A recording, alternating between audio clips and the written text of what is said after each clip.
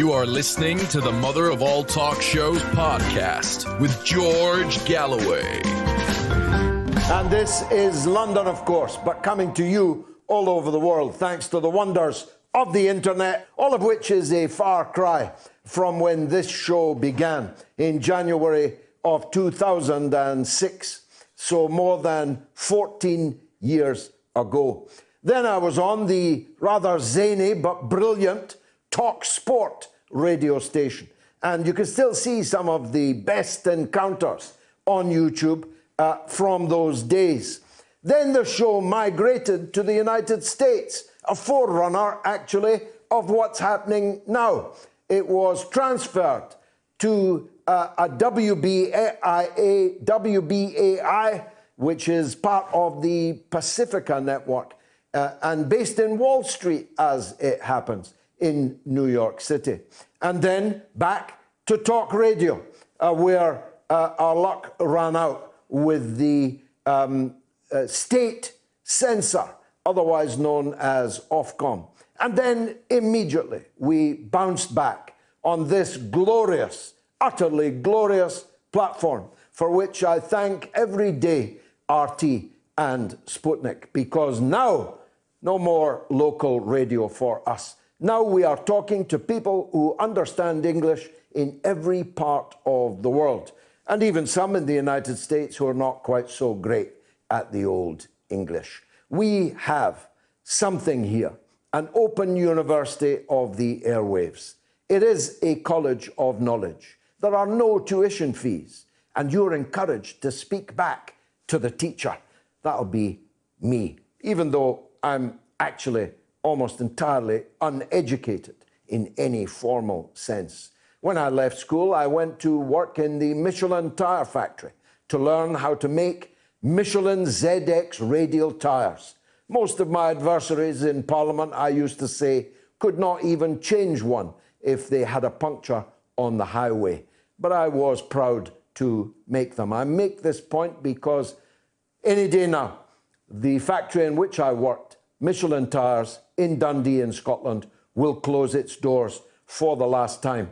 And I, for one, am very sad about that. When I look around at the industrial dereliction in this country, the way that we have been systematically deindustrialized by our rulers, I understand why a big section of the British working class is so utterly alienated from the society in which they live in. Many of them, of course, are victims of false consciousness. They imagine that the factory closed or the shipyard closed or the mine closed because of people with faces darker than them, because people who pray differently to them have arrived in this country in the interim. But nothing could be further from the truth, a theme to which I shall return. We'll be talking, of course, about the potential for race war, which exists in this country and more particularly in the United States of America.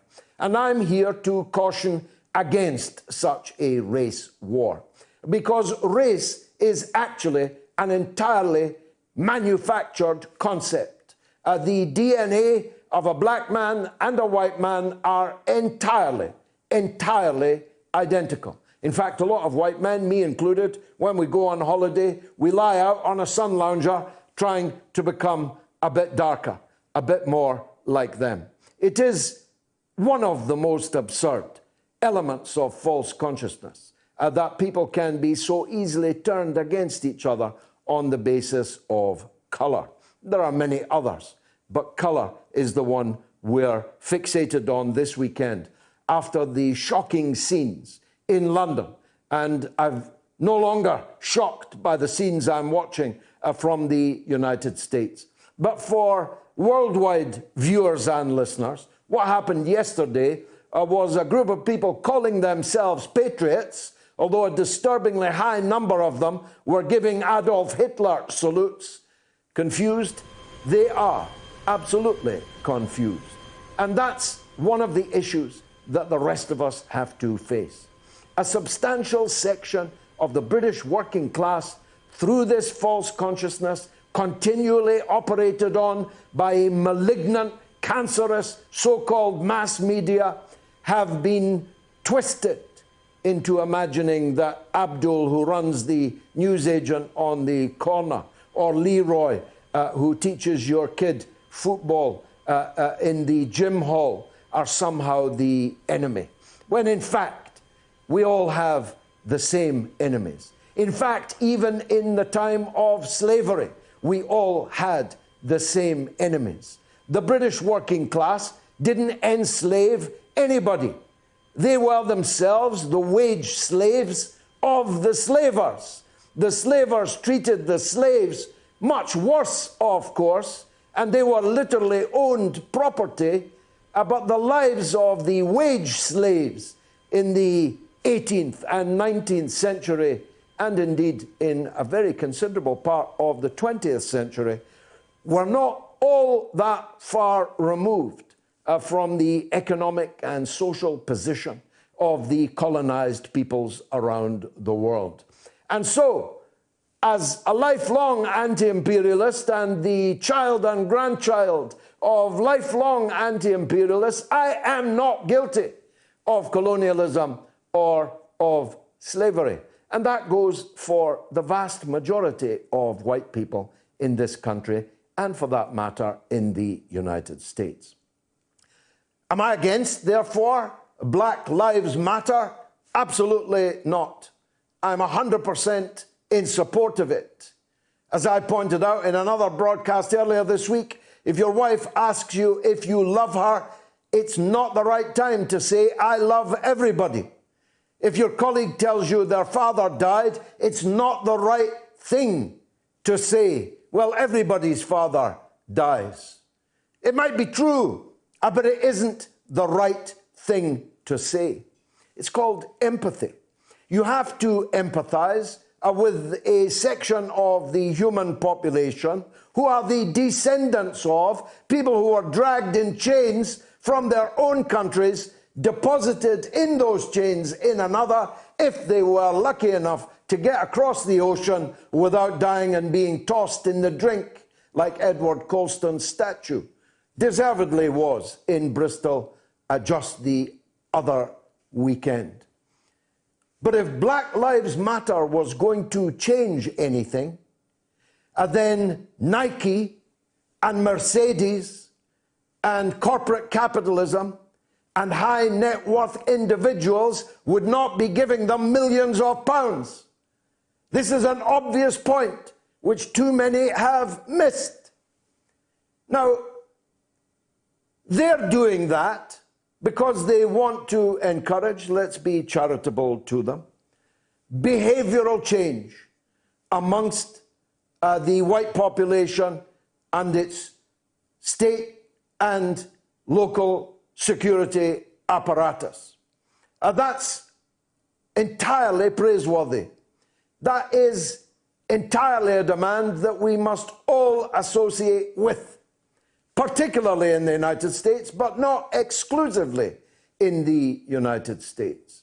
It seems that many of our police officers are not just unfit for the job in that they've eaten too many donuts, and a remarkable number of them appear to have done that, but unfit because of their racial and political attitudes to their jobs. And many thousands, many thousands of dead people, mainly people of color, are in the ground as testimony to that.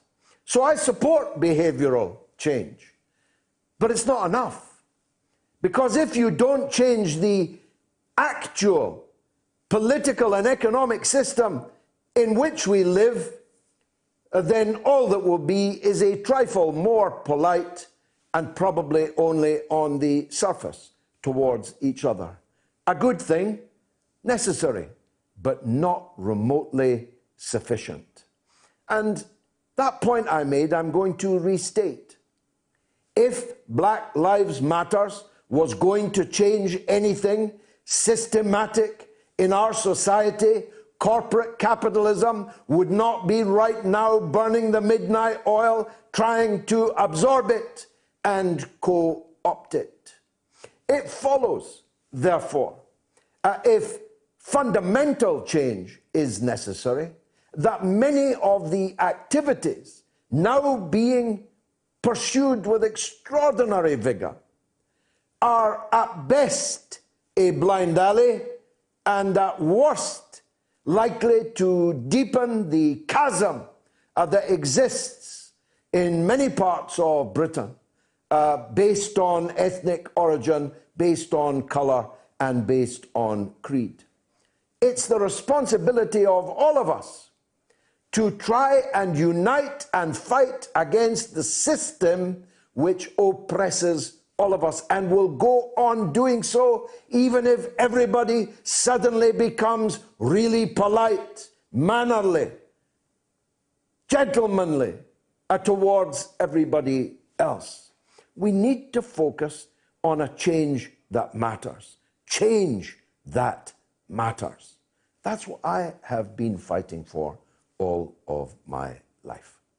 Now, Peter Hitchens, an authority on many things and widely read columnist in Britain's biggest newspaper, and a man of high standards, not just literary high standards, but standards of behavior, a man I respect, although fundamentally disagree with, opined at great length today in his blog that the left has taken over Britain and that the country is lost to the left. He thinks the left control the BBC. He thinks the left control the mass media. He thinks the left control the civil service. He thinks the left control the police. He thinks the left are in charge of everything. But that's because of how he defines the left. If instead of the left, he had said liberals, small l, liberals are in control of Britain, he would have had a point. And that is one of the reasons for the mass alienation that we see in our country, in the United States today. You see, I want a culture change. I want a cultural revolution. But I ain't no liberal, bruv. I believe in things that Peter Hitchens believes in, and that many of you watching and listening may not. I believe in patriotism. I believe in order, in discipline, in family, not just one's own children, for whom we have a lifelong responsibility, but for one's parents, who should be living with us. And we must demand state policy on the tax system that allows our parents to be living with us and not farmed out to a granny farm somewhere, only to perish because of the grotesque incompetence of our government and the greed for profit of some of those who own and operate those granny farms. I believe in defense. I believe in having an armed force to protect us. I just don't think we need an armed force to go around attacking other people. I believe in having a police force. You'll never catch me demanding that we defund the police. And it is true that the liberal nostrum of individualism has spread throughout our country to the extent that it is the prevailing orthodoxy. Well, I am not an individualist. I'm not a liberal, and I'm not a libertarian. And to an extraordinary extent, these two apparently disparate currents of thought actually have conflated around the coronavirus issue and other issues too. I believe in us and always. Not just me and now, us and always. Us together in the best and most practicable unit that we can construct, a unit that we can democratically control, a unit that can democratically take charge of our own destiny, independent, not a slave to anyone else, not following the diktat of anyone else. That's the culture change that I want to see in this country. And if we'd had it, the factories wouldn't have closed. The mines would not have closed. The workshops, the shipyards would not have closed. And working class life in this country would not be the hell it is for millions and millions of working class people. And if that were so, they would not be out on the streets looking for Muslims to attack, black people to attack, people that look or act different to them to attack. That's going to be a big theme this evening. And I want to hear your point of view on it, by phone, by email, and on the Twitter feed. Now, Conchita Sarnoff, I'm very glad to make your acquaintance. Thank you for joining us on the mother of all talk shows. Now, I mentioned before you joined us that I've now watched Epstein Filthy Rich twice on Netflix, and my major takeaways from it, aside from the monstrous injustice done to the victims of Jeffrey Epstein and Ghislaine Maxwell and their rich and famous friends, was that there was more to this story than that. This was an operation that was going on. That rich and powerful people were being attracted to the sordid goings-on in Epstein's multiple residences precisely to entrap them so that political or other forms of blackmail could then be deployed.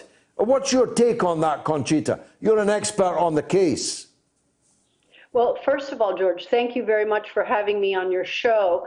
As you know, I have been an advocate on behalf of victims of human trafficking since 2006. And it was because of my investigations of other cases that I stumbled into the Jeffrey Epstein case in 2009. And the fact that Ghislaine Maxwell and Jeffrey Epstein were acquaintances for more than 20 years. I know very much about this case, not only from my investigation, but also from my relationship with Ghislaine Maxwell and with Jeffrey Epstein. That said, to answer first your question, the Netflix documentary, in my view, I did not participate. I willingly did not participate. And the reason is I had certain trepidation concerning that documentary. Secondly, I found that there were many inaccuracies and gaps and misinformation. I can name you some examples, but you are absolutely correct in that the travesty of justice and the level, the peddling of influence at the highest levels of government continue to be terrifying. For me, it was the Jeffrey Epstein case after having investigated many, many human trafficking cases, particularly child sex trafficking cases. It was the Jeffrey Epstein case that for me became, and the reason that I've invested 10 years of my life following this particular case, because I knew that this case contained all the elements necessary for our governments, and I say that in plural, to not only create new laws, but enforce existing laws. For example, in the United States, we have, since the year 2000, the Trafficking Victims Protection Act, that's TVPA. And TVPA was signed under President Bill Clinton, and it was enacted in the state of Florida, where Jeffrey Epstein was first arrested in the year 2000. So why didn't the government actually enforce TVPA? Well, as you in your country, you have several laws as well, not the TVPA, but similar laws. Those laws rarely are enforced. And so for me, the driving force behind this case, and the reason for me this is the most important case, is because it brings together elements of injustice, elements of abuse of power, elements of influence peddling, of cronyism, even, in fact, this issue, particularly in the United States, of campaign finance reform. So for me, this is the critical case. It not only spans 3 continents, it spans well over a decade, multiple jurisdictions, and it includes a prince, it includes a former president of the United States, a former prime minister of Israel, and other opinion leaders that have for so many years been influential in the policymaking arena. So it is very important that we pay attention to the Epstein case for all the right reasons. And those reasons begin and end with the rights of children and the rights of victims. That is very important, George. And to me, that is why I wrote Trafficking. I was the first one to publish a book in 2016, April 2016, after 27 publishers turned me down. And I was the first one to break the story wide open in a 6-part series in the Daily Beast between the years 2010 and 2015. The former prosecutor, Alex Acosta, handed me that letter that recently, I think it was 2017 or 18, when the Miami Herald published their version of the Epstein story, all of a sudden found the letter. Well, that letter has been online since Alex Acosta, the former labor secretary, forced to resign in 2019. That letter has been online since March of 2011. And in one of my most recent conversations with Professor Alan Dershowitz, after he and I, there was a silence between us for 9 years because of the Daily Beast series, he said to me, the negotiations for the non-prosecution agreement were made at the federal level, meaning they were made at the Department of Justice by 3 individuals, and the power was removed from Alex Acosta immediately because it was such a high-profile case. And so the individuals who actually negotiated the non-prosecution agreement were the Attorney General of the United States in 2007. Who was that? Well, it began with Alberto Gonzalez, the first Hispanic Attorney General in the United States. He, as you know, left the administration, President George W. Bush's administration, September of 2007. And Michael Mukasey then became the Attorney General following Mr. Gonzalez's leave. The head of the criminal division at the time was Miss Alice S. Fisher, and then the Deputy Attorney General, who at the time was Mr. Mark Phillip. I have spoken to Mr. Gonzalez. I spoke briefly to Ms. Fisher, and I have not been able to speak to Mr. Phillip, Mark Phillip. So all this, of course, will be in my upcoming book, which is a sequel to Trafficking. Perhaps the public and hopefully the opinion leaders who will read my book will perhaps better understand why this case is so important. Tell me this, Conchita. On the face of it, Jeffrey Epstein, certainly at that time, was not a well-known person. He was an ill-educated, undereducated huckster, good at using other people's money, particularly the underwear mogul Wexner's money, the Victoria's Secrets man. Why would all these mighty figures at the federal level in the US government be negotiating a non-prosecution deal in the Jeffrey Epstein case? Can you think of a reason? That is such an excellent and critical question, George. I believe that the short answer is money. He was paying a dream team of attorneys. I mean, just look at the attorneys that he had on pay, beginning with Professor Dershowitz, who's an appellate attorney. Okay, so he was not. He cannot take on a case from the beginning. He takes on the case on appeal. But you had, of course, George Lefcourt. You had Martin Weinberg, Jack Goldberg. You had Kenneth Starr, Jay Lefkowitz. It was, in fact, Kenneth Starr, as you remember, the Solicitor General during President Bill Clinton's impeachment with, because of the Lewinsky, because of the Clinton-Lewinsky affair.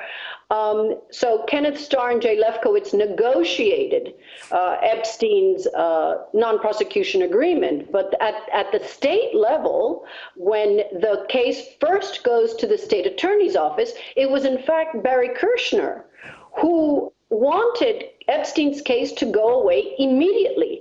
And he ordered a misdemeanor. And it was because of Barry Kirshner's misdemeanor that the case goes to the feds. Otherwise, had Barry Kirshner decided that Epstein should go to jail, as he should have, the feds would not have gotten involved. Well, of course, if he'd gone to jail, then a lot of poor girls, children, we've got to be clear about this, many of the young girls that were featured in the documentary were 13 and 14 years old when Maxwell and Epstein began sexually abusing them. That means raping them.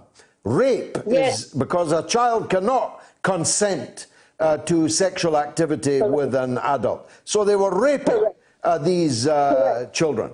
And so those responsible for not putting him to prison as he should and would have gone have now a heavy responsibility on their shoulders for all the other children that were subsequently raped and abused by this pair. And now, Conchita, I know Ghislaine Maxwell. I played a role in the bringing down of her father, the late Robert Maxwell. But I don't know Epstein. You said you had some knowledge, personal knowledge of both of them. Can you give us a picture of what that grotesque duo were like? Yes, I shall, but let me just begin with by just adding a comment to your last statement, which is very important. The fact that not only the state attorney has blood on his hands today, I also believe that, unfortunately, because I come from, my family history is very much entwined with a media family in the United States. And so I have deep respect and love and admiration for most of the investigative journalists today and in the past. But I must say that the media did not help. When I took this case to the New York Times, the Wall Street Journal, the Financial Times, I could go, the Miami Herald, in fact, I took it, I brought them the case, I brought them the files. No one wanted to pay attention to me or to this case.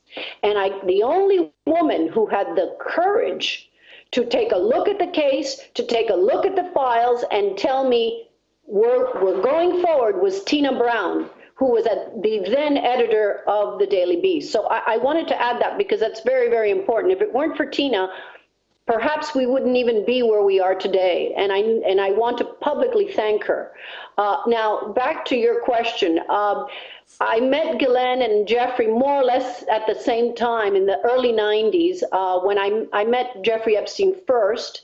And he at the time was not dating Ghislaine Maxwell. And I met Ghislaine a few years later through a mutual friend. I met both of them through mutual acquaintances and a mutual friend. And I must say that at the very beginning, of course, you know, I didn't know Epstein, so the only thing I knew at the very beginning was that here was a man, when he came to my home, which was the first time we met, he played the piano. I had a piano, and he played beautifully, and he was charming, I must say, and, you know, a man of many interests, and he seemed nice enough, curious enough, so I thought he was an intelligent man, and we ended up seeing each other at different events, etc. And then I met Ghislaine Maxwell a few years later, and she still was not dating him at the time, and and she too was quite charming, far more educated than Jeffrey Epstein, and a woman who seemed, you know, to have the pulse on things. Also highly curious, vivacious, you know, multilingual, highly educated, and so Ghislaine and I became friendly. Pretty much, she knew of my former husband's family, and of course I knew of her family, and so it became an acquaintanceship, and we would see each other at events and etc. So when I found out that they were dating, and I was quite surprised. I didn't think that Epstein, I didn't think Ghislaine Maxwell would like someone like Epstein. It didn't occur to me that they would be a couple. And then, of course, you know, you realize that Ghislaine must have suffered a great deal after her father passed. And I think Jeffrey, to her, was more of a savior, a protector, someone who took over the role of father. And I do believe, because she did tell me at one point, that she was in love with him and wanted to marry him. And I believed her. There was no reason not to. And the times that I did see them together, I certainly didn't see them with underage girls. Otherwise, I would have, you know, screamed loud and clear way before 2009. So I never saw them. When I went to his home in Palm Beach, I never saw anything untoward. You know, it was shocking. It was shocking to find out later. But one thing, and I wanted to mention this one red flag, I was at the Clinton Global Initiative in 2007, and I was speaking to a former president of Latin America, and Ghislaine came from the back, and she picked me up as I was speaking to the president, and I found that so shocking and just so improper, given the venue where we were, and obviously I was speaking to someone who was a head of state. And then I realized when he looked at me in a certain way that, oh my goodness, there's something here that I don't quite understand. And he asked me, the former president said to me, how do you know Ghislaine Maxwell? But the way he asked me, being a Latin man, I know, you know, the nuances are there. And so I picked up on the nuance, and I realized, oh, there's something here that's unusual. And so that was 2007. I saw Ghislaine again, I think one more time in 2009, and then that was it. I was off and running on this investigation, and of course, you know, the rest is history. I don't need to sure. tell you. Where do you think she might be now, and why is no one looking for her? What a great question. Another great question. I believe she is in an unextraditable country. As you know, she is both a British and a French citizen. She is not an American citizen. So there aren't any criminal cases against her. You know, I'm sure you know this. And so the fact that there are only civil cases points to a rather interesting phenomena, in that because according to my conversation, again, with Professor Dershowitz, the statute of limitations is such that I don't think Ghislaine Maxwell can be criminally charged. She has not been criminally charged so far. All of the cases against Ghislaine Maxwell are civil cases, which means that the plaintiffs are asking for compensation, that is financial compensation. I don't know if there will be a criminal case filed against her, at which point I would assume that the Department of Justice would force an extradition from wherever she is. She's certainly not going to come near the United States. Well, she's not in Britain. She's not in America, it would appear. Might she be in Israel? Well, I don't know if Israel would be the right venue for her. I would think more somewhere in the Middle East. That is, there are only 9 countries in the world where the United States cannot extradite. But isn't it interesting, George, that, you know, as you might have heard, the Attorney General William Barr said the other day publicly on a television show that he is looking to interview Prince Andrew simply for, quote, evidence. That means that no criminal charges pending, just simply the Attorney General and the Department of Justice in the United States want to find out what Prince Andrew knows and what, quote, evidence he can provide. Now, if Prince Andrew, who was the only one who pointed fingers at Ghislaine Maxwell, beside the plaintiffs, of course, beside the victims, who in their complaints are all pointing fingers at Ghislaine Maxwell, why, in fact, is the Department of Justice, why is the Home Office in the UK not bringing Ghislaine in? More importantly, she is a citizen of your country. She is not a citizen of our country, and there are no criminal charges against her. The other situation, and I think this is an important one, is that Virginia Roberts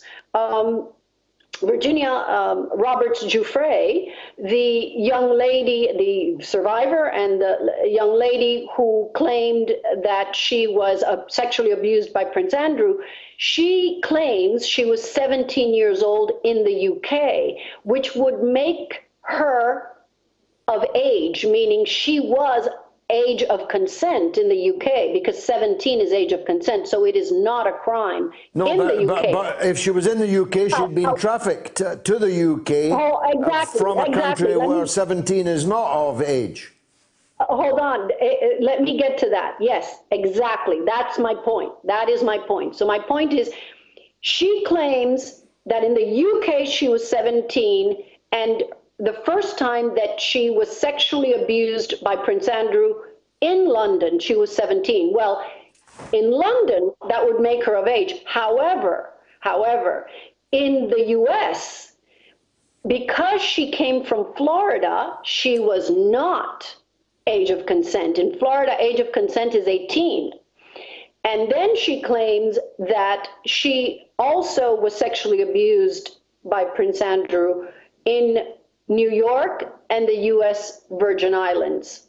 Well, either of those, New York is 18, and correct me if I'm wrong, US Virgin Islands is also 18. It is. Last question, because we're running out of time, Conchita. The world is puzzled that a prisoner so important as Jeffrey Epstein, facing what would have been the trial of the 21st century so far, one which would have drawn in the names of all these powerful people that we've been talking about, was able to commit suicide and thus obviate any possibility of embarrassing court proceedings.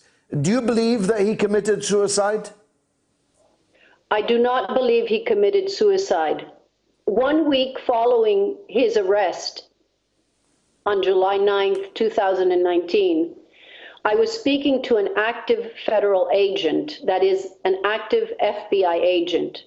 And the agent said to me on the telephone, Conchita, He will not make it to trial. There are towels on the inside. I quote. That's all I have to say. Well, it's powerful enough, and sometimes brevity is the soul and all of that. A very, very powerful piece of testimony that. Conchita Sarnoff, the best of luck with your new book and for all the work that you have done on this. All decent people in the world, thank you. Conchita Sarnoff, Alliance to Rescue Trafficked Victims. Now, it's our birthday, and I'm looking longingly at this cake, which my wife has provided, but there's no candle on it. So we need to blow out the one candle, if someone can get me that. And in these non-smoking halls and days, get me a lighter to light it with. Let's take a break. You are listening to the Mother of All Talk Shows podcast with George Galloway. You're watching the Mother of All Talk Shows on all platforms on our birthday, the first birthday in this incarnation of this now global media event. And we've now got to interview several presidential candidates or would-be presidential candidates for the presidency of the United States. One such is Howie Hawkins, who is seeking the Green Party's nomination for president. As I've said many times, nothing speaks to the decline of the United States than the contest, putative contest, of Joe Biden versus Donald Trump. Seldom could my old adage of two cheeks of the same backside have been more apposite than that. And so many people are desperately searching for a third-party alternative. We interviewed more than once the last Green Party candidate in 2016, Dr. Jill Stein, and I was proud to openly support her campaign. And I hope I can do the same again when the Green Party chooses its nominee, which will be quite shortly. And Howie Hawkins is, I think it'd be fair to say, the leading candidate in the race for that position. And if I'm lucky, Howie Hawkins is on the line now. Howie, welcome to the Mother of All Talk Shows. Thank you. It's good to be here. Now, you say it's good to be here, but you lambasted Dr. Jill Stein for her relationship with RT, and yet you contacted us to be on this show this evening. An apparent contradiction. Clear it up, if you will.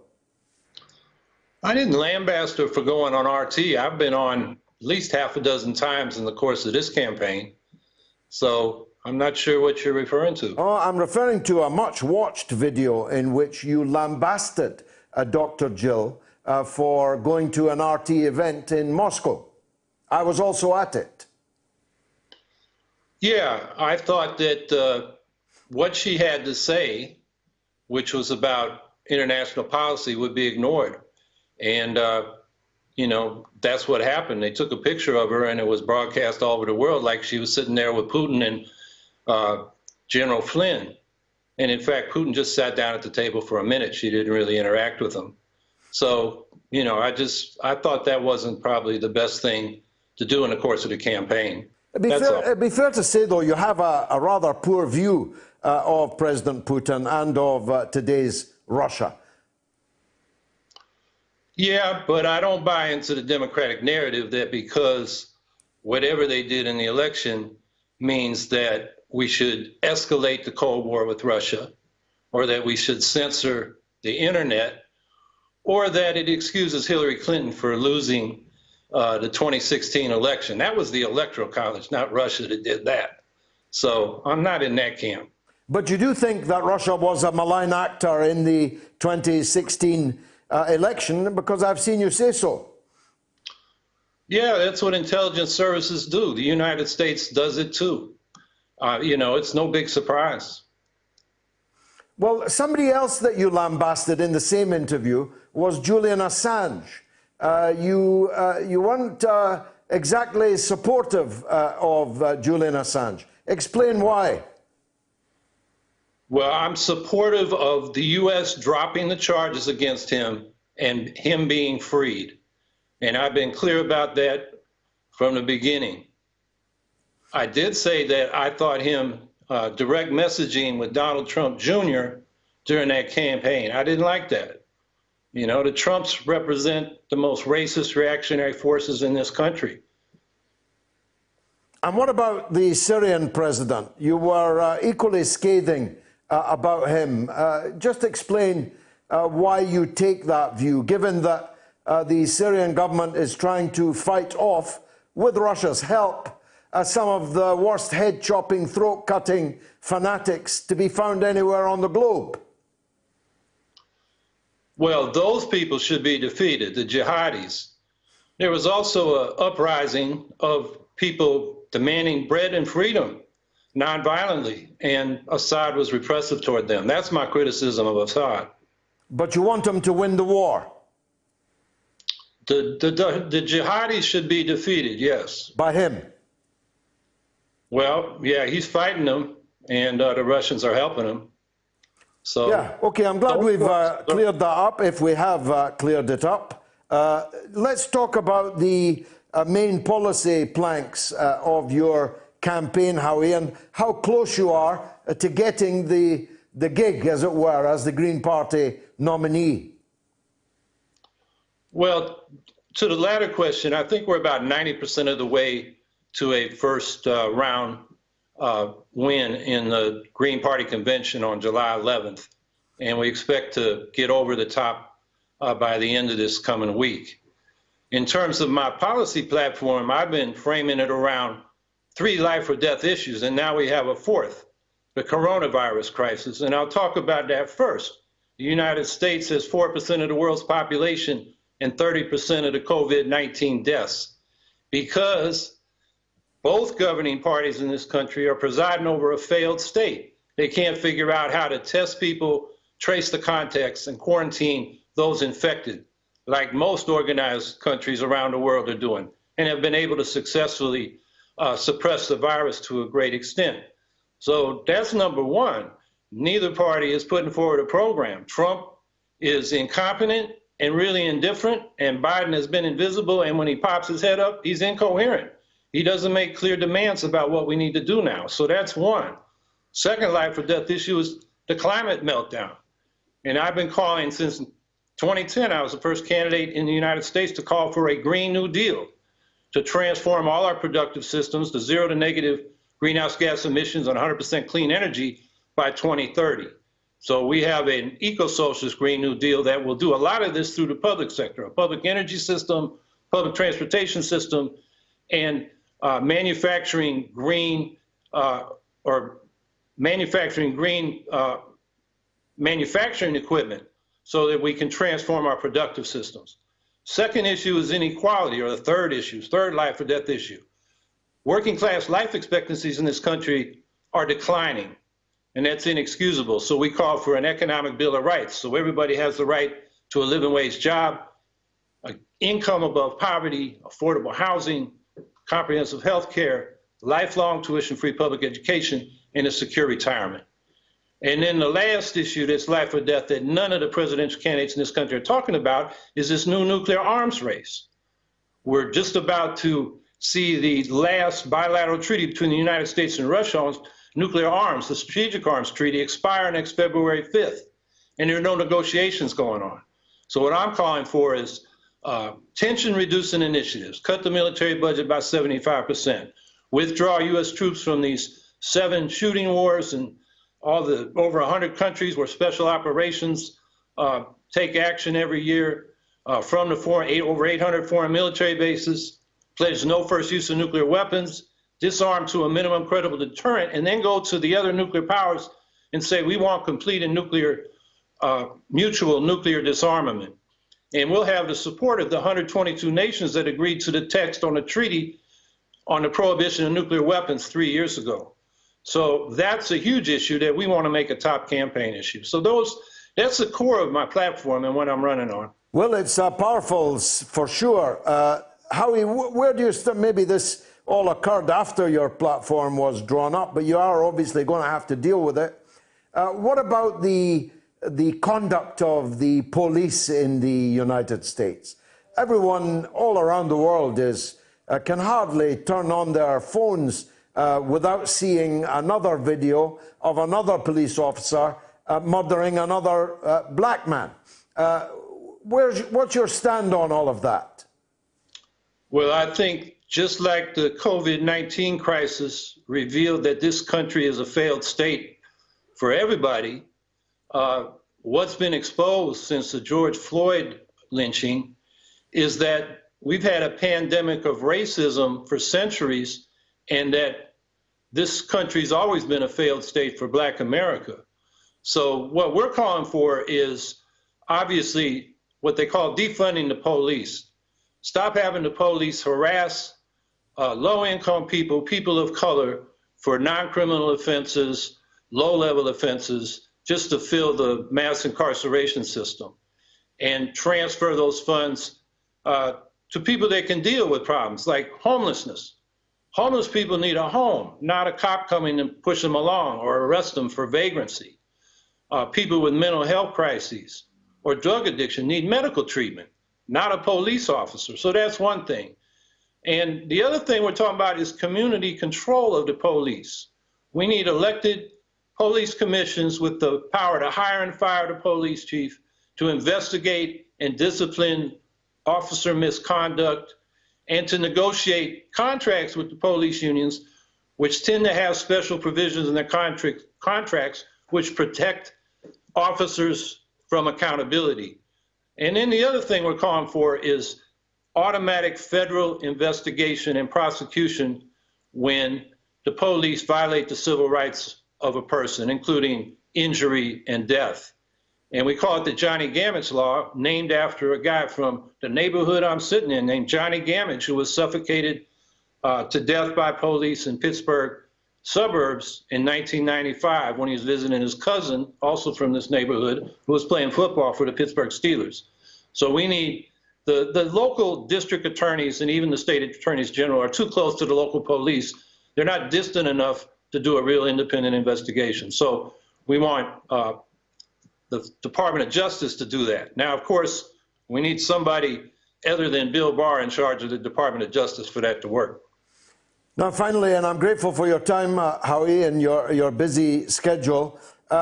Many people think, I'm one of them, I should tell you, that the former governor, Jesse Ventura, would be, if you like, a more high-profile candidate for the Green Party. And I know he's in the race, which, by your description, is more or less over. What would you say to supporters of Governor Jesse who think he'd be a good candidate to run? Well, he's not running, and he has said he's going to support the Green Party. So I would urge them to get on board, because we have a real opportunity with the Green Party here with this miserable choice between Trump and Biden to have a real impact and to advance our platform. And we get a strong vote in November, and that gives us leverage in the political process going forward. I mean, I've experienced that. I got 5% running against Governor Cuomo in 2014 when he was trying to run up the vote to get ready to run for president. And he couldn't take us for granted. And he had to adapt to what we were demanding. So he accepted 3 demands he had never supported before: a ban on fracking, a $15 minimum wage, and paid family leave. So we don't have to win the office to have a big impact. And that's what we aim to do as we go through this election. Well, best of luck. Howie Hawkins, thanks very much indeed for joining us on the mother of all talk shows. That's Howie Hawkins, the putative Green Party candidate against Donald Trump and Joe Biden in the upcoming presidential election. Well, the protesters in London on Saturday, patriots or right-wing thugs? A, patriots, 31%. B, right-wing thugs, 69%. Get your vote in now. Now, throughout the coronavirus crisis, we have been joined by our very own MOATS medic, Dr. Ranjeet Brar, who is a doctor and a surgeon. And a solid guy from every single perspective. And he joins us again now on the day, Doctor, that Hancock says we only had 30-odd deaths. I think it was 34, 39 deaths today. They're getting on top of it. Do you believe it? Hi, George. Pleasure to be back with you, and happy birthday on the, Thank you. On the first birthday of the show on this platform. It's great to be with you. Thanks. In terms of getting on top of COVID, there's no question that we are coming down the slope of the first peak of the virus. We know that there's always a decrease in the deaths that are reported at the weekend, and that's simply for the reason that there are fewer staff around to report and register them at the weekend, and you find a large number of hospital deaths are in fact then registered on the Monday, which is why there's that uneven distribution of deaths. Doesn't mean that fewer people actually are genuinely reflected in that number 36. If you look at the last week, most days there have been more than 200 people each day who are still succumbing tragically to this pandemic as it's affecting our country. So it is still a problem that is very much with us, though, I totally understand that people are fed up to the back teeth of lockdown, but that's something which is attributable really to the manner in which, as we have discussed several times, that we as a nation have dealt with the problem. And I'm afraid that there is still some way to go before we are rid of this topic. Well, there's cabin fever, undoubtedly, amongst significant numbers of British people. There was a mass rave in the Manchester area yesterday, in which one young person died from an overdose. 3 people were stabbed, and it looked like many hundreds of people were not 2 meters from each other, but were dancing cheek to cheek. And the stores open tomorrow. The schools, having opened, have now closed for the most part, and therefore the stand taken by you and me earlier in this series of interviews that we've done has been vindicated. But the stores opening is going to lead to a very considerable new level of danger if the virus has not died out. Are there any reasons to believe that, I don't know, the sun or the heat or the extent to which many of us may already have had this and now therefore be immune to it? Are there any reasons to be cheerful? I'm always of a cheerful and optimistic disposition, George, but that shouldn't blind us to the facts. So, as we said last week, still probably only 7% of the British population have had this virus. And on the back of that 7%, the official figures are 41,700, but the excess mortality figure is that 65,000 people have died from coronavirus in the United Kingdom. And that's a very large figure, which would, if we took the proper excess mortality figure, put us at a rate of over 900 deaths per million of the population, and still less than 10% of the population been exposed. So there's a long way to run. If we look at just random testing of people who are currently infected, then it's estimated between 40 and 50,000 people at any one time currently have the virus, so a large number of people. And the way in which we have got to these relatively low numbers of deaths, though, really 200 people dying per day, is a large number still, George, and we shouldn't be blinded by one single, Sunday of 36. It's really most days this week, it's been 200 people or more dying of the coronavirus.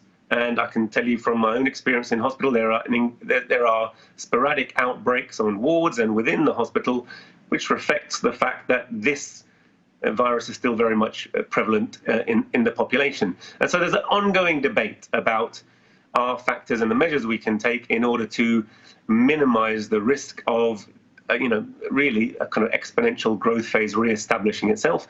And you can quite clearly see from all of the debate going on within government, on the one hand, there's pressure from business to reopen, to try and get back towards some kind of normal, though we have witnessed the onset of a massive global recession, which is something we will be dealing with for a long time to come. And there's increasing talk about renewed austerity measures, which will pay for the furlough scheme and all the rest of the 300 billion plus bailout of business. So, really, as soon as we take our foot off the brake, we'll be dependent on much greater testing and isolation. Now, there's some indication that testing has increased, but there's so much misinformation about testing that's very hard to pin down the real number of individual people rather than the alleged number of tests that have been performed. So I guess the reason to be optimistic is now we do have testing, we have a much greater testing capacity. We have geared our health system in a way to deal with coronavirus. But the downside of that, of course, is that we have turned off a lot of the normal day-to-day elective activity, which itself will have an impact on the health of our population. So there is every reason to fear that we are rather closer to the beginning of this problem than the end, George. In which case only a vaccine would put people's minds at rest and perhaps save us. How goes the fight to find a vaccine? So the trials are ongoing. As we've said, there are over 100 trials worldwide. The two which tend to dominate the headlines, there are a couple in China, one in particular by Sinovac, which is in the stage 3 trials. And they have developed a vaccine, which they're in the phase 3 test of. They've shown it to be safe on large-scale trials, and they've shown it to be efficacious, producing detectable levels of antibody to the spike protein of the coronavirus in more than 90% of the patients that they vaccinated. So it's a pretty impressive result, and they are getting close to a stage where they can say it has worked in large-scale trials. They're engaged in that now. They're performing those large-scale trials principally in Brazil, where we've seen increasing numbers in Brazil, in Russia, in India. And again, we've only really begun to appreciate how widespread the virus is there. The other vaccine which has got a lot of press coverage is that partnered between AstraZeneca and the Jenner Institute at Oxford University. There was some equivocation about its efficaciousness in the trials that I initially looked at in their animal trial in particular. But it does seem that they are engaged in wider scale trial. They've secured a lot of deals to produce many, many doses of the vaccine. So they've secured deals to sell 400 million vaccines to the United States, 300 million this week to the European Union, principally Germany, France, the Netherlands, and Italy. And they already have a pre-existing deal for 300 million doses for the UK. So I very much hope that that will prove efficacious, but the jury is out, and they also are moving there, preparing for their phase 3 trial, which will be principally held in the United States and Brazil. The United States, as we know, is responsible for 2 million of the world's almost now 8 million cases and very many of the deaths. So that's the state of play. Nothing ready for consumption. I remain sanguine that increased antibody testing will allow us to see who has and hasn't had the virus, and then an effective vaccine, if it's developed, absolutely can represent a way forward for the world from this really rather perilous current state of affairs, George. Now, help me with this. Obviously, the AstraZeneca product is being produced for profit, but the Chinese initially said that they would make their vaccine available at cost price to the world. Are they still saying that? And in which case, where do I get my Chinese vaccine? It's a good question. And that will be kind of down to the local procurement policy of any individual nation. I'm absolutely sure that the majority of the richest nations will buy the for-profit vaccine from their own companies because they are very closely allied. The government and business in these countries is extremely closely allied. But you're right, the Chinese premier appeared at I think it was the 39th conference of the World Health Organization and made a very sober and, sanguine speech in which he pointed out, some of the lies that have been told about his country, but also said that they were making great progress towards producing a viable vaccine. And to quote his words, he said that would be made available as a public good, much in the same way as they've made free of charge all of their research in the public health measures.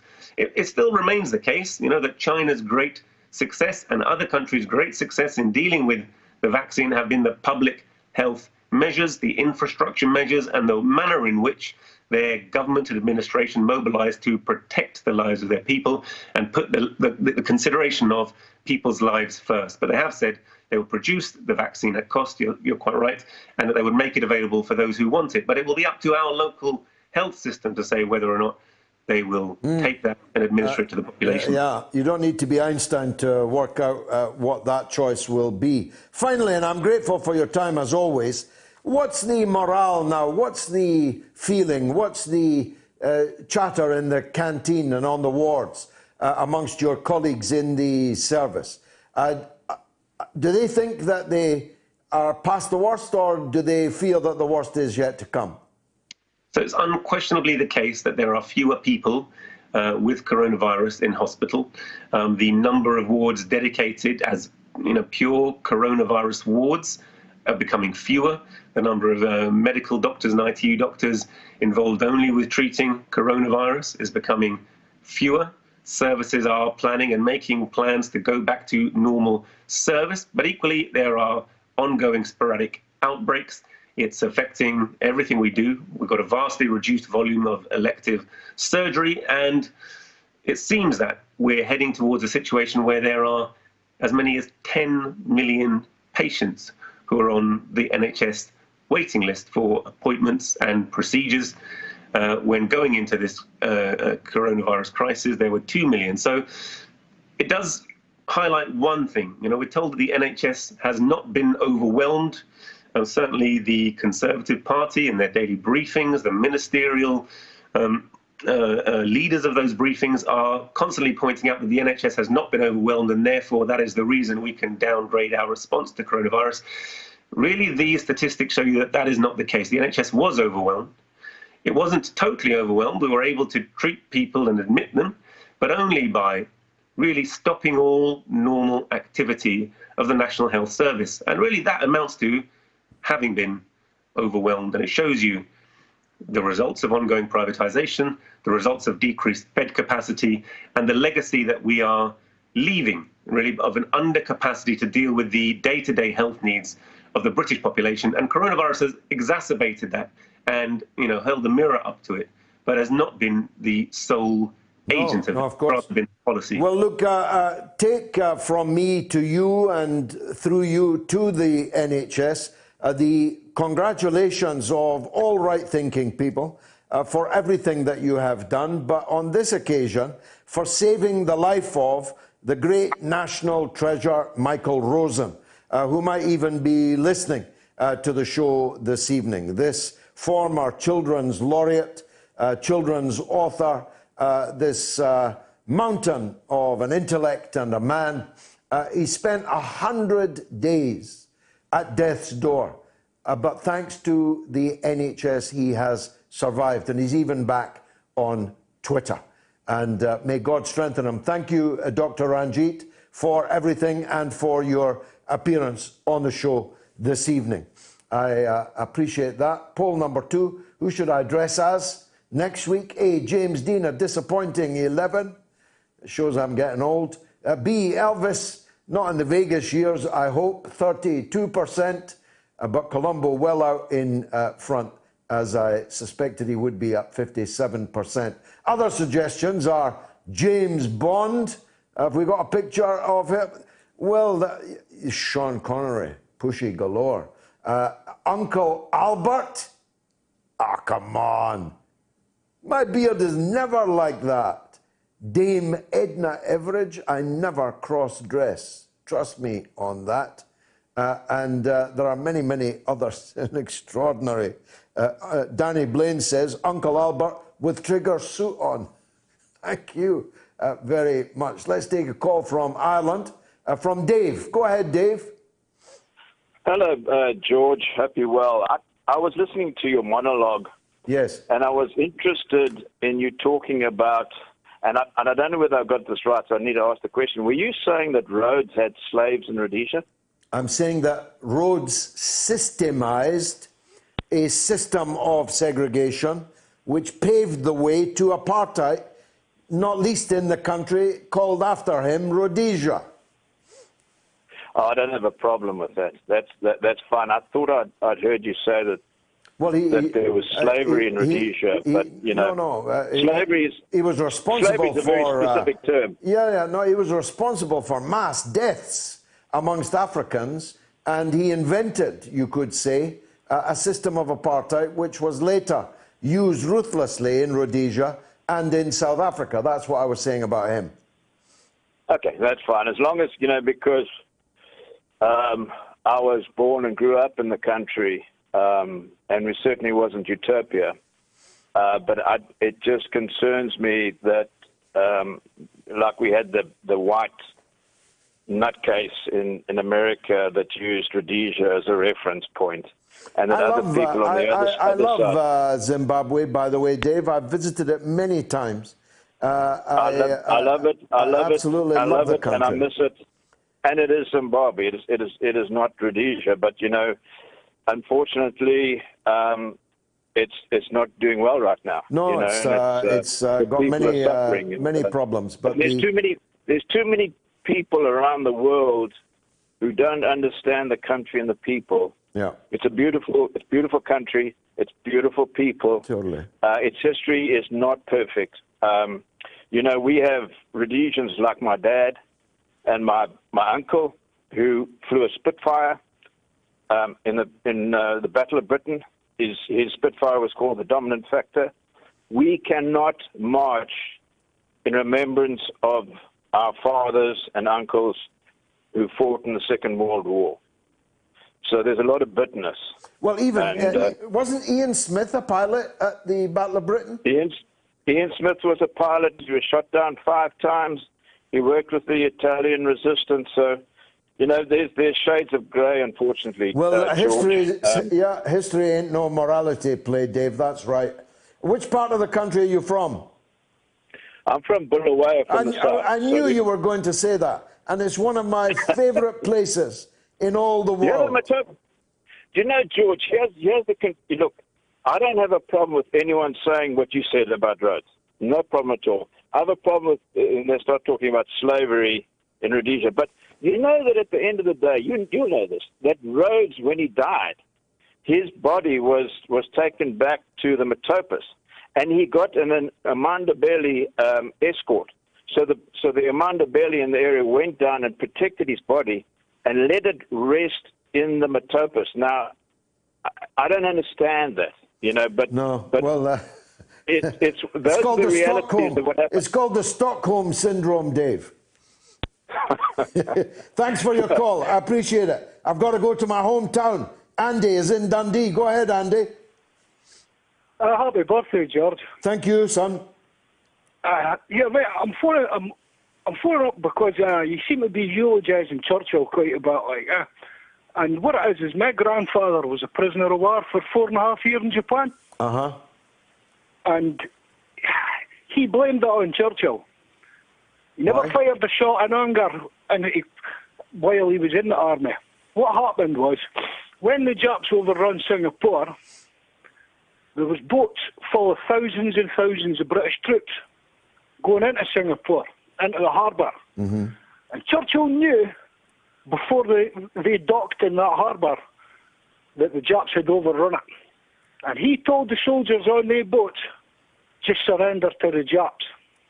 I don't think that's true. My grandfather hated them till his damn day. Well, a lot of people in Dundee hated him and turned his car over. I can't he got chased through the streets and that like that. He vowed that the grass would grow in the streets of Dundee, as indeed it then did, after he was defenestrated as the MP for Dundee.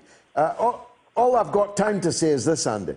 I'm eulogising only the period from May of 1940 to June of 1941.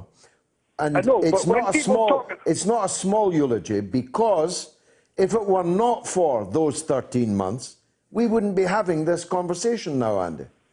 The war would have been over, and Hitler would have been in London. If he had tell the boats to turn around and come back to Britain, I wouldn't even be making this phone call, George. Yeah, but I think you're factually wrong about that. But I don't have time to get the chapter and verse. Maybe we can talk about it another time, Andy. The very best to you.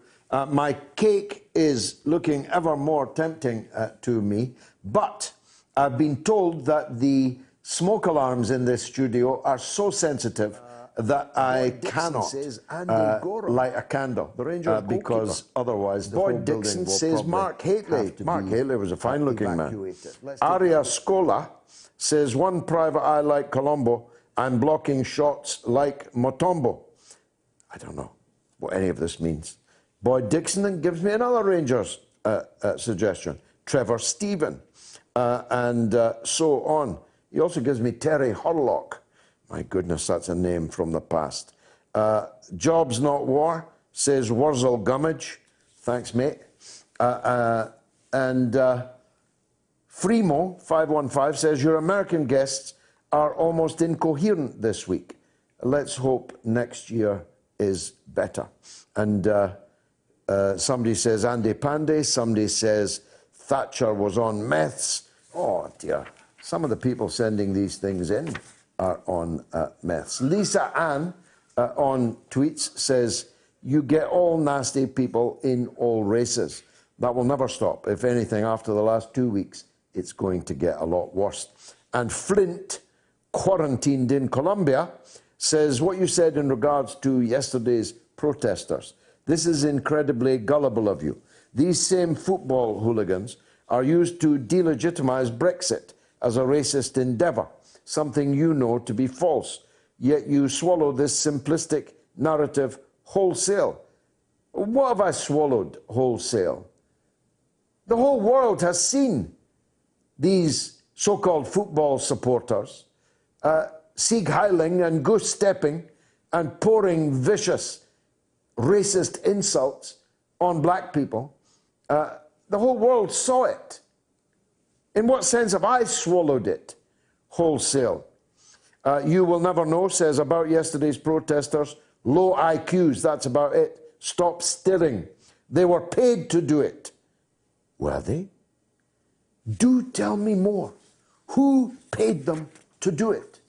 You'll be on a scoop if you have any basis for that allegation, that these people were paid to act like far-right thugs yesterday. How extraordinary. David is in London.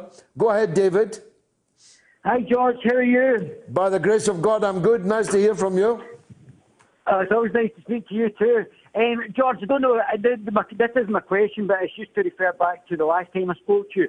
The answer to the question that you had asked me was Neuer Ranchid Scheitum. Do you remember the conversation we had last time, George? Remind me, who is that? David Ballantyne, George. So we're discussing the statue of Frederick Engels, which was put up by the Manchester Labour Party in Manchester. Yes. And I had said to you that Frederick Engels had... You said he wanted the genocide against Scots. Scots, Basques, Bretons, the Celts basically was German. He was of Prussian ancestry. So, with all the pulling down of statues, George, do you think obviously Marx and Engels were both racist themselves. Do you think these statues should come down? Well, I'm not aware of it. That's not my question anyway, George. That's not my question. Let me Are there any statues of Karl Marx in Britain? Yeah, I think Hyde Park. Where? And Frederick Engels, obviously, in Manchester. There's no, as far as I know, there's no Karl Marx statue in Hyde Park. There is, George. Where? Oh, there's definitely a statue. It might not be Hyde Park, but there's definitely a statue in the UK. You may be confusing it with his grave. Oh, maybe his grave. Might well be his grave. Well, we're surely not advocating. We're surely not advocating. Not advocating tearing someone's grave down. Not yet, George. Seems like the right direction. I can assure you that neither Marx nor Engels were racist. But anyway, that's not why you've called. Go ahead. No. So Hamza Yusuf says there's too many white people in Scottish higher, like the Justice Secretary, the Justice Departments and the judiciary and other aspects. Obviously, Scotland has a 95% white population. There's too many stupid people, I know that. Too many stupid. There's too many stupid people. Yeah. Well, not you, George. I'm on the ball, pal. No, I'm talking about running Scotland. Too many stupid people. Well, I'm not disagreeing there, George. I think we're both on the same page there. Yes, I think it's a real letdown from what it was. Yeah. Gone downhill. Yeah. No, they're bringing in this new hate speech. You're bringing in these new hate speech rules, George. They're only going to apply to men. Obviously, misogyny is going to be deemed as a hate speech with up to 7 years in jail, George. So we're a bit worried about you in case you get banged up here if you come up and say anything untoward. Well, I'm against Nicola Sturgeon, not because she's a woman. In fact, being a woman's the only good thing about her. I'm against her for 100 reasons, none of which have anything to do with her gender. And there's been allegations that she might be a lesbian, and that you need to get rid of that. No, we're not having. We're not having any of that. Ban him from the show, will you? First, he's alleging that Engels wanted to commit genocide against the Scots, and then he's making completely unacceptable attempts to out people's sexuality, either falsely or properly, and we can't have that, and that has to be stricken from the record. Clear the decks, there's a legend on the line. It's Norma in Bristol. Norma, welcome. Hello, George. I wanted to give a bit of praise and say happy birthday to MOATS. Because, I've learned so much. And, maybe there's going to be a special birth for you and your wife very soon, too. Yeah, there are only 5 weeks to go, Norma. Is that right? Oh, I thought it was nearer 5 weeks on paper, but as Bill Shankly says, football's played on grass. So you can never count on the due date. But 5 weeks. You'll have to get another cake then, won't you? Definitely. You've got a nice cake there. I do. It's a very nice looking one. She arranged all of that, but unfortunately we're not able to light the candle. No, never mind. Well, but you've been with us a lot longer than 1 year, of course. You were a legend. Yeah. You were a legend long ago. You've always made me feel so welcome, and I thank you for that. And my Twitter followers, I mean, at my age, I keep on about my age, but I feel a sense of belonging and made to feel an individual who matters. And that's quite important, Well, you're much loved. You see, the reason you're a legend... I don't know. No, I don't know about that. The reason you're a legend is because everybody looks forward to hearing your words of wisdom every week. So may God grant you and your husband long life and long membership of the Open University of the Airways. George. God bless you, Norma. Thank you so much indeed. Adil is in Oregon, in the United States. Let's hear from him. Adil. Hi, Mr. Galley. Happy birthday to MOATS. Thank you. Thank you very much. Thank you. I just wanted to say that this past few weeks has really been, for me, a time of reflection and just deep consternation and at the state of affairs in the country. I feel that, just looking at the way some of the officials have responded to BLM, which is something that was just, was compounded by COVID-19. The BLM, the murder and the protests that have erupted, I feel are the indignation that many people feel. I just feel it's just completely justified and righteous. And, viewing some of the responses from some officials, there's been two types of protests. One of them has been kneeling towards a flag.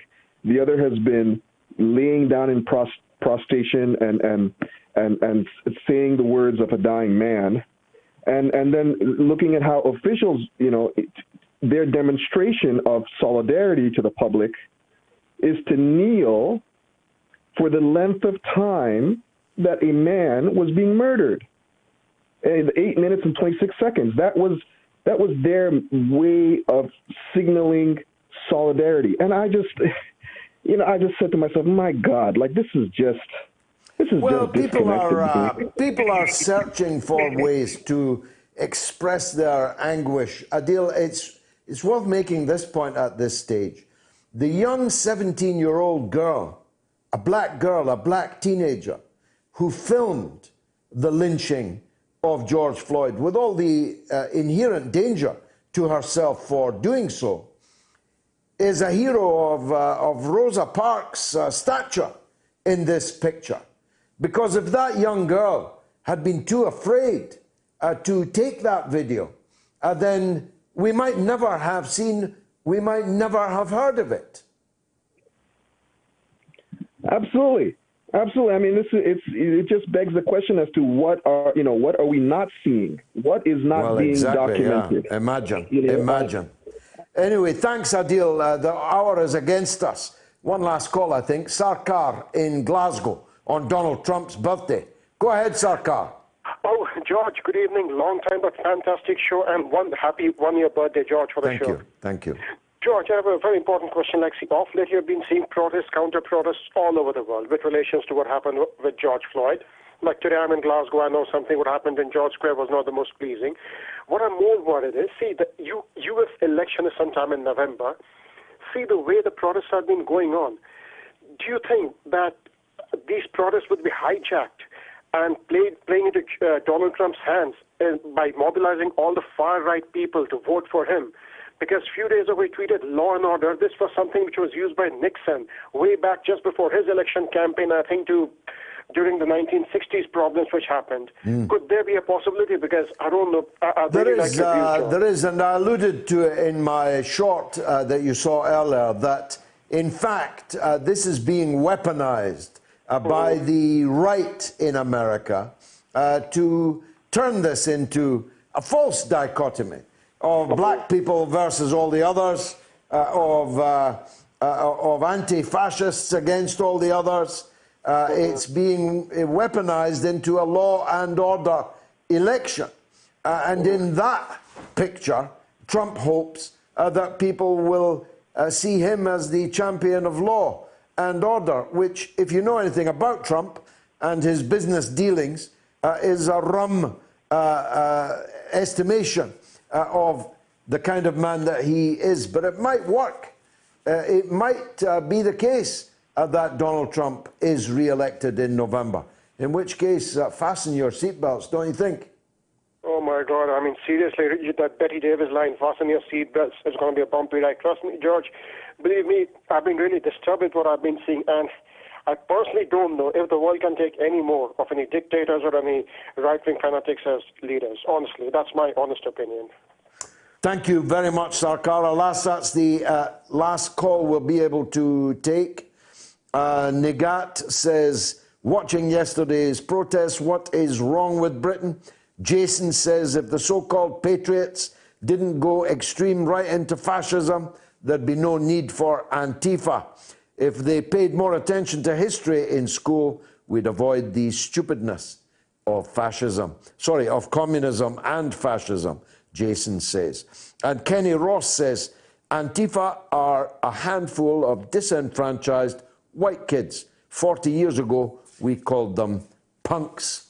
I've not got much time for anything else except to say that it's been a marvelous show for me. I hope it was for you. And if it was, come back next week at the same time in the same place and bring another viewer, bring another listener with you. It is our birthday. It's been a happy birthday despite the insults against my garb, my attire. And I'm going to enjoy now this special birthday cake. May we stay here for many, many more years, and may you stay with me. It's been marvelous. Come back next week at the same time.